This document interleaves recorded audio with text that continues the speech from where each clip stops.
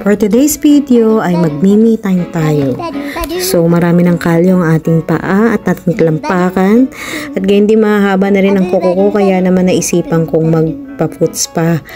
Actually, wala akong time para dito kasi nga nag-aalaga ako ng baby, tapos nagtatrabaho na ulit tayo ngayon, tapos meron pa kaming tindahan, 'di ba? So after work diretso na tayo, kaya naman talaga namang tinubuan na tayo ng mga kalyo sa paa, kaya ayan, naisipan ko. So hindi na ako nagpunta ng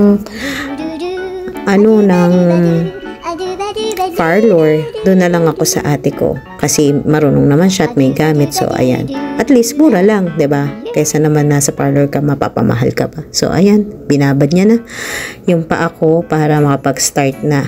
Then ayan, kinudkud-kudkud niya na yan. Ayan, kinudkud na ang aking paa, yung mga tagiliran. Talagang napakakapal na yan kasi sumasabit na siya sa kumot. Pag yung nararamdaman ko na magaro, tapos sasab sa kumot, talaga namang hindi siya unpleasant talaga, hindi siya maganda. So kaya ayan, na ako sa kanya, foot spa. So ayan, kinukudkud-kudkud na, ayan, kudkud-kudkud lang, Diyos ko po. So ayan, so doon lang kami talaga sa bahay, kaya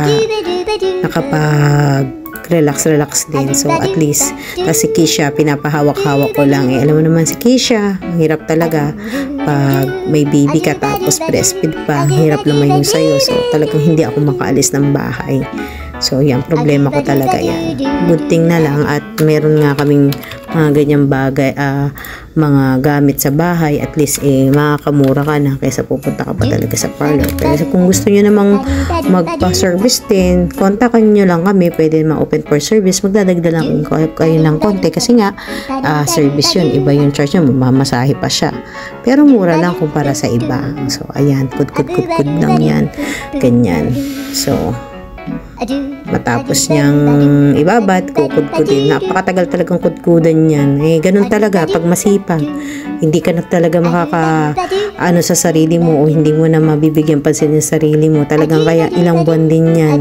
Pagkapanganak ko, tapos pa ako, tawag dito na nasiklib pa nga ako, diba, inoperahan ako. Kaya talagang napakakapal niyan. Hindi ko na lang talaga magustuhan pag nakakadkad siya, lalo na dun sa mga mababalbon na kumot, yung mga blanket. Pag sumayad siya, hindi mo magugustuhan yung mararamdaman mo. So ayan, nakatapos na yung kanan. So kaliwa naman, kinudkud pa rin niya yung kaliwa.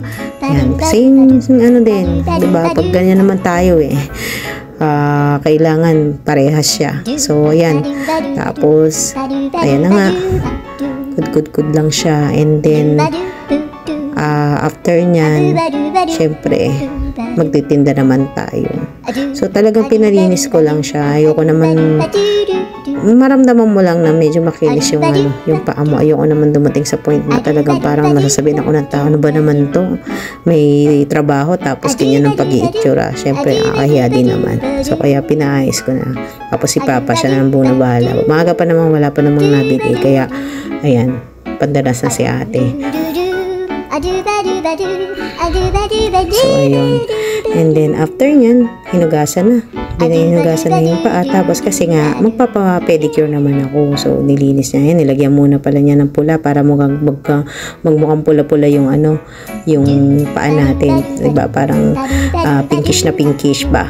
Tapos yan, ginupit na niya yung kuko ko. Sobrang haba talaga niyan, mga sobrang haba, as in nakakatakot ng tingnan. Ayun nga, hindi ako nagpapaano talaga cutics. Cleaning lang talaga pinagawa ko kasi nasisira nga yung buhok ko. Yun, nakikita nyo may itim doon sa may hinlalaki.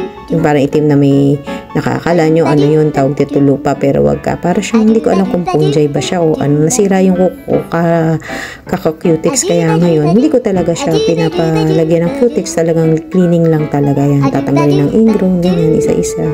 Tapos yan. So, diba, marunong naman siya So, yan. Marunong na siya maglinis ng buko. Marunong pa yung manahe kasi nagtatanggap siya ng mga tahi sa Shopee. So, kaya kayo dyan, pag gusto nyo magpa-repair ng kung ano-ano dyan, punta lang kayo sa amin, doon sa Kanluran. 143 Lopesaini Street, Cavite. Bye-bye!